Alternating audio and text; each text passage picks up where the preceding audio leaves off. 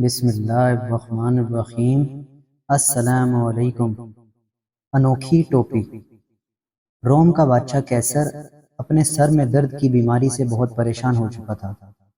روم کے تقریباً تمام ہی ڈاکٹر، حکیم، طبیب اس کا علاج کرنے سے عاجز آ چکے تھے۔ کیسر روم کے تمام معالجین سے مایوس ہو چکا تھا۔ تھک ہار کر اس نے ایک خط امیر المومنین سیدنا عمر فاروق رضی اللہ تعالیٰ عنہ کو لکھا کہ میرے سر میں بہت شدید درد ہوتا ہے۔ روم کے تمام حکیموں اور طبیبوں کو دکھا چکا ہوں مگر کوئی فائدہ نہیں ہوا۔ روم کے تمام حکیم اور طبیب میرا یہ مرض سمجھ ہی نہیں پا رہے ہیں اور تکلیف کی شدت کا کوئی علاج سمجھ نہیں آتا۔ اگر آپ کے پاس کوئی اچھا اور قابل حکیم ہو تو اسے میرے پاس روانہ کر دیجئے، یا کوئی دوا موجود ہو تو ارسال کر دیجئے۔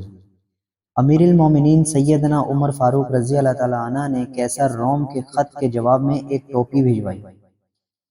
کیسر روم جب اس ٹوپی کو پہنتا تو سر کا درد رک جاتا اور جب اس ٹوپی کو اتارتا تو سر کا درد دوبارہ شروع ہو جاتا۔ کیسر روم سخت حیران ہوا۔ وہ کبھی ٹوپی اتارتا اور کبھی ٹوپی پہنتا۔ اس نے یہ عمل کئی بار کر کے دیکھا۔